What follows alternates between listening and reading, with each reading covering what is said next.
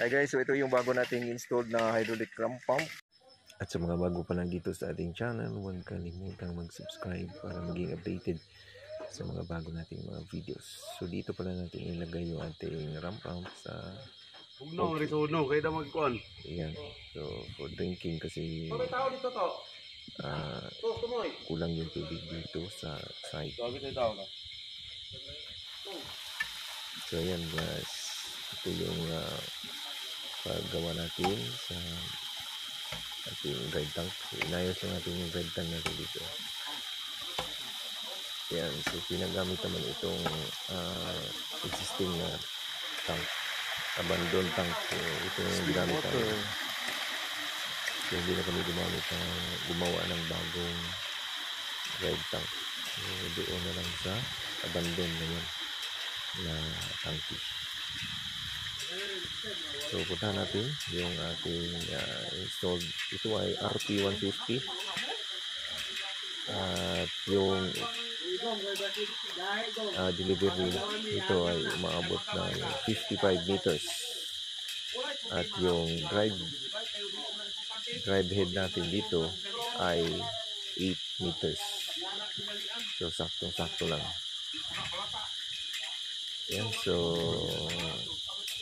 lapit na tayo guys. So ito ay nasa 8 na length ng GI pipe, 1 and 1/2.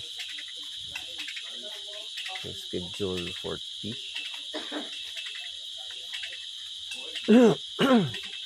So yung connection natin dito ay coupling lang. Yan, no? So dito na tayo sa site, sa dulo ng ating hydraulic cam pump, mga citizens.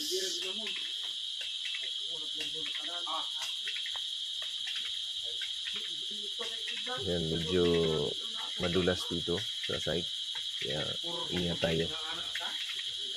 So yan mga citizens, yung ating pump. So yung stroke nito ay umaabot ng 3 inches. Dahil malakas naman yung tubig. Long stroke. Yan. 3 inches stroke. So wala na itong weight mga citizens. So yan. Para hindi madaling masira. So, long stroke tayo. Yan, yung rod. 3 inches na stroke. At yung mga thread, hindi masira kagad.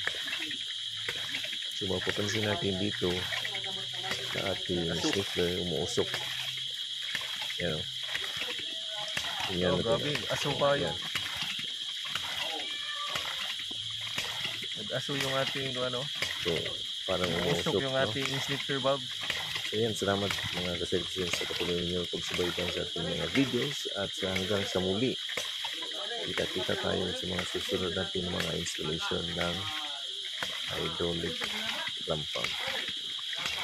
So huwag kalimutan i-share ang mga videos at huwag kalimutan mag-comment, mag-subscribe, mag-like ang ating mga videos. So, ayan.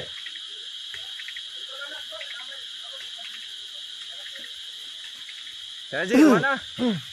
One. Kita. Wa. So ito yung ating output mga citizens. Tingnan natin yan. So yan yung output niya. 20 cubic per day.